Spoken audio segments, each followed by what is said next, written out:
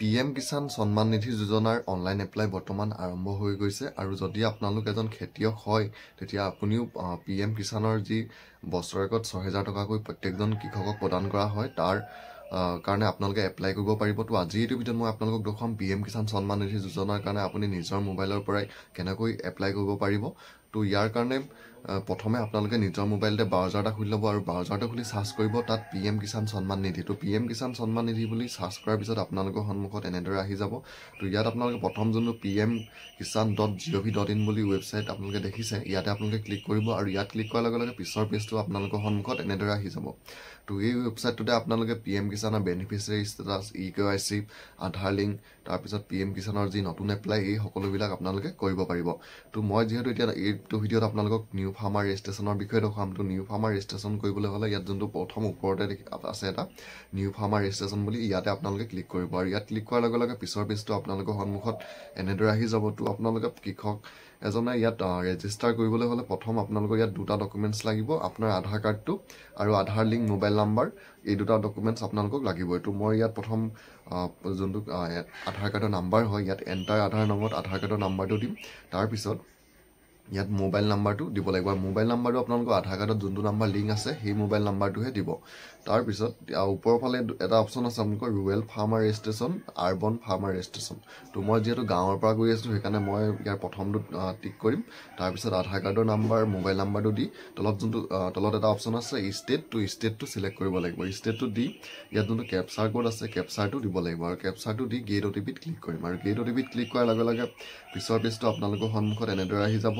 তো ইয়াত আপোনাৰ যোনটো মোবাইল নাম্বাৰ দিছিলে আপোনালোকে আধাৰ লিংক থকা সেই নাম্বাৰটোত এটা OTP যাব আৰু OTPটো দি আপোনালোকে ছাবমিটত ক্লিক কৰিব আৰু ছাবমিটত ক্লিক কৰাৰ লগে লগে পিছত আকৌ আপোনালোকৰ সন্মুখত পিছৰ পেজটো তেনেদৰে আহিব। ইয়াত আপোনালোকে দিব লাগিব এইবাৰ আধাৰ নাম্বাৰটো যিহেতু ইয়াত দিয়া হৈছিলে আধাৰ কাৰ্ডৰ OTPটো আপোনালোকে ইয়াত দিব লাগিব। তো ইয়াত এণ্টাৰ আধাৰ ৰেজিষ্টাৰ্ড মোবাইল OTP যোনটো অপশ্যন আছে ইয়াত আপোনালোকে আধাৰ কাৰ্ডত যোৱা OTPটো দিব আৰু OTPটো দি যোনটো ভেৰিফাই আধাৰ OTPৰ অপশ্যন আছে ইয়াতে ক্লিক কৰিব আৰু ভেৰিফাই আধাৰ OTPত ক্লিক কৰাৰ পিছত আপোনালোকৰ সন্মুখত পিছৰ পেজটো এনেদৰে আহিব। ইয়াত আপোনালোকৰ এই এপ্লিকেশ্যন ফৰ্মখন পূৰাব লাগিব। তো ইয়াত প্ৰথম আপোনাৰ ষ্টেটৰ নেমটো দিব, তাৰপিছত ডিষ্ট্ৰিক্টৰ নেমটো দিব, তাৰপিছত আপোনাৰ যোনটো ছাব ডিষ্ট্ৰিক্ট হয় ছাব ডিষ্ট্ৰিক্টৰ নেমটো দিব, তাৰপৰা ব্লকৰ নেমটো দিব, তাৰপৰা ভিলেজ নেমটো দিব, তাৰপৰা এই সকলোবিলাক দি হোৱাৰ পিছত ইয়াত ফাৰ্মাৰ টাইপ আপোনালোকে দিব লাগিব। ইয়াত দুটা অপশ্যন আছে, এটা হ'ল আপোনালোকৰ স্মল ফাৰ্মাৰ বুলি ওলাব।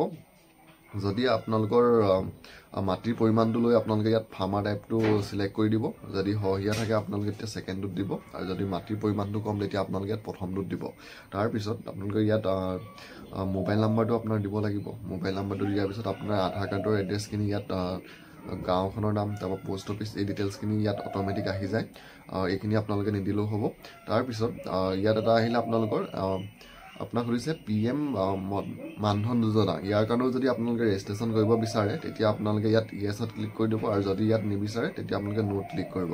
তাৰপৰা নোট ক্লিক কৰাৰ পিছত আপোনালোকে ওপৰৰ ফালে এটা আপোনালোকে দিব লাগিব আপোনালোকৰ কাষ্টটো SC ST নে আপোনালোকৰ জেনেৰেল নে OBC আপোনালোকে সেই কাষ্টটো চিলেক্ট কৰি ইয়াত কাষ্টটো দিব।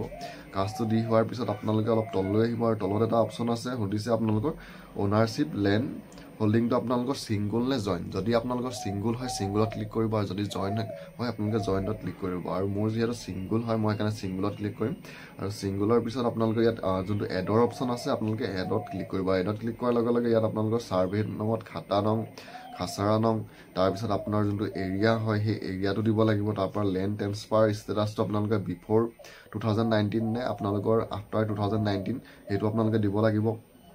তাৰপিছত আপোনালোকৰ লেণ্ড ট্ৰেন্সফাৰ ডিটেইলছত আপোনালোকে কেনেদৰে মাটিটো লাভ কৰিছিলে সেই সেইটো আপোনালোকে ইয়াত চিলেক্ট কৰি দিব লাগিব আপোনালোকৰ। তাৰপিছত আছিলে লেণ্ড ডেট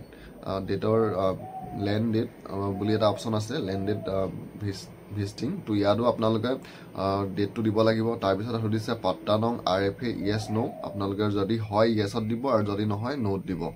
আৰু ইয়াত আপোনালোকৰ খাতা নং আৰু খাচাৰা নংটো আপোনালোকৰ মাটিৰ যোনখন খাজনা ৰচিদ হয় সেই খাজনা ৰচিদখনতে আপোনালোকে পাই যাব।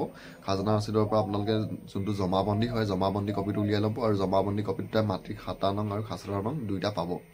তাৰপিছত আপোনালোকে ইয়াত যোনটো এডৰ অপশ্যন আছে এই ডিটেইলছখিনি দি হোৱাৰ পিছত এডত ক্লিক কৰিব। এডত ক্লিক কৰাৰ লগে লগে আপোনাৰ ডিটেইলছখিনি ইয়াত লৈ ল'ব। তাৰপিছত আপোনালোকে তলত আপোনাৰ আপলোড ছাপৰ্টিং ডকুমেণ্টছত আপোনাৰ মাটিৰ খাজনাৰ দিয়া যোনটো ৰচিদ হয় সেই ৰচিদটো আপোনালোকে ইয়াত আপলোড কৰিব লাগিব।